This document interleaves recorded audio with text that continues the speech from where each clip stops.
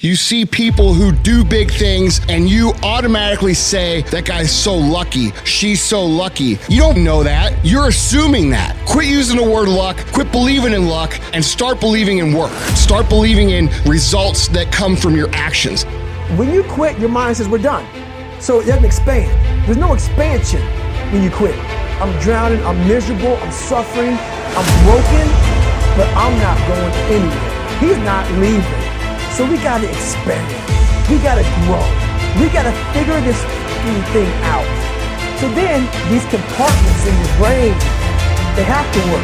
And then you start to engage parts of your mind that you never engaged before. When you're in suffer mode and you say, you're forcing your brain now to operate on a level it's not used to, but then it becomes used to.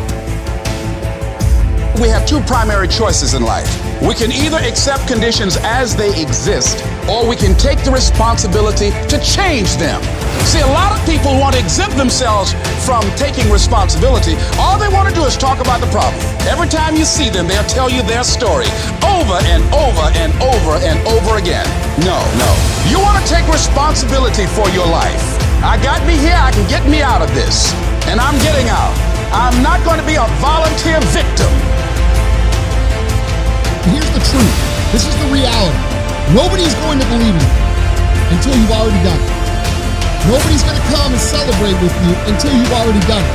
The work is going to come before the belief, which means you're going to have to work for a long time by yourself with no applause, with no awards, with nobody telling you good job. And then once you start to build something and people start to see the momentum and they start to see the result and you start doing some things, then you're going to get a little belief. And then what's going to happen is you're going to believe. And then what's going to happen? You're going to go do a little bit more work and a little bit more work. The results are going to come more. More people are going to believe. That's the reality. When that alarm clock goes off at 4 or 5 in the morning, your mind says no.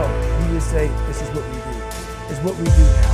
Because to get to where you want to go, the amount of pain involved, the amount of mental pain, of how many times you're going to have to do something that you don't want to do to get to where you want to go.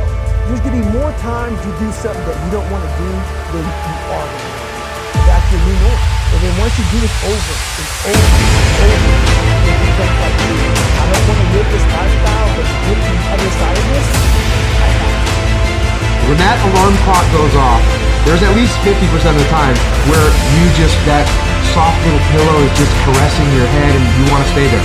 And it takes discipline to go, nope, I'm going to get up out of this bed and I'm going to do what I'm supposed to do. And that discipline that you have at that moment, you win that fight. That's a big victory. That pattern will carry out throughout the day because once you're up, well, now that I'm up, I might as well go work out because I'm already up and I feel good that I got up out of bed and I won that battle. Let me go win another battle. I'm going to go get it done. And then when you show up at the office and there's someone that's got a big box of donuts that they're giving away for free, by the way. It's almost like an insult not to take them. But when you've already gotten up early, you had the discipline there, you already worked out, you had the discipline there, and now you see the box of donuts, you're like, no, I'm not going to eat the donuts. And that discipline carries on throughout the day. So now you take that and you expand that out over a week and a month, and you end up with more discipline. And it starts with that simple act of getting up and getting out of bed in the morning. Everyone in the world has a list of things they think they should do. I should lose weight. I should work out. I should spend more time with my kids. I should work harder. I should make more calls. I should. And then you know what? People don't do their shoulds and they get mad at themselves and they what I call shit all over themselves. They beat themselves up about it.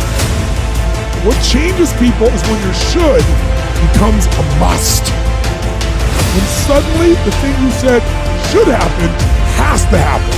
That's when human beings change.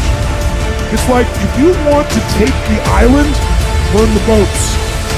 Because there's no way to go back. It's amazing what happens when it's a must to do something versus a should. There's a level where all your dreams are realized.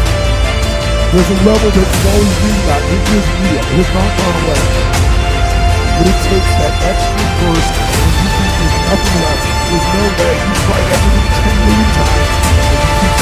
Almost like God is saying, if you keep hitting this wall enough times, I will see that you will not stop, that you are filled with that level of determination, faith, and courage, and then the door opens.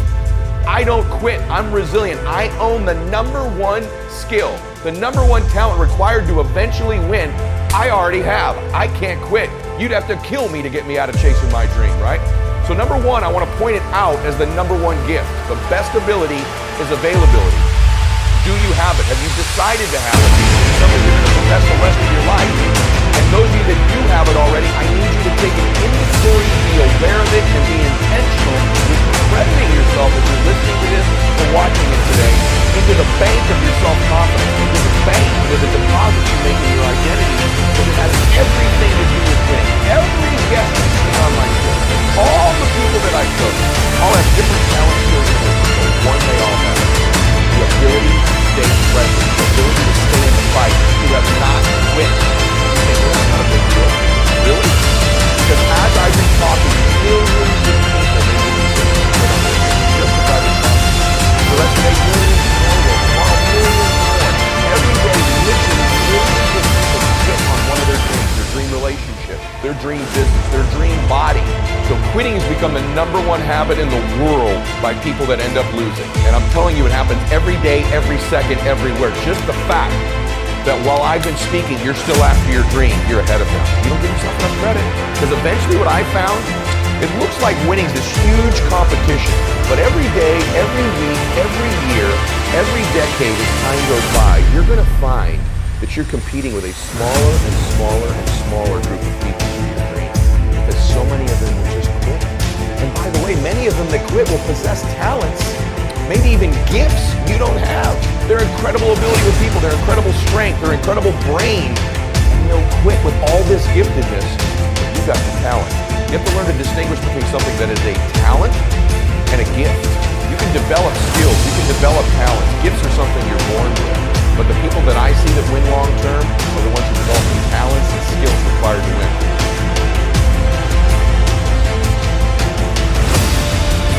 You know what I had? I had the ability to keep hitting the pinata in my life. To stick around long enough. And by the way, when you eventually win, it's not just you that gets all the candy, that gets all the victories, that gets all the money. Lots of people around you, many of which you were hurting originally with that bat. Many of them who were trying to talk you out of it, they get to celebrate the king with you. My prayer for you is that you can even think about this analogy. The pinata of your life, the pinata of your business, the pinata of your body. You're swinging away. I'm here to tell you, even though it doesn't feel like it, you're getting closer to the candy. And if you can add more people to celebrate, it's okay that you feel disoriented. It's okay that it feels blinding and you don't know exactly what direction to go. Just like these precious babies with the pinata. It's okay that you miss it once in a while. It's okay that you get tired once in a while. But as long as you keep after it, you keep pounding away that compound effort of your pounding, I can promise you there's candy someday. And everybody around you will jump on it and celebrate. That's my wish for you today. If you listen to me, of all the skills I'm going to teach you that I've taught you, not listen to my other shows, I teach about listening, transfer energy, how to close, how to change your identity, how to live listening until you're satisfied, how to unlock your success. So all of the very detailed things I teach. Today, the most important thing is that as you learn all these skills, it'll help you with the blindness. Every single skill you learn will seem clearer and clearer and clearer. But if you don't develop the talent, the number one skill in the world, which is to keep hitting the pinata and to stick around until the candy comes, here's the deal. Someone's gonna get the candy. There's always good. That pinata eventually always breaks down. You want to be the person who is there in the sacrificing, maybe hurting the people around you, and never get the candy? Or are you going to get something for your pain? Are you going to get something for your effort? Are you going to get something for this sacrifice you're making? You got to get something for this pain. You got to stick in the game until the candy comes out, and then we all get to celebrate.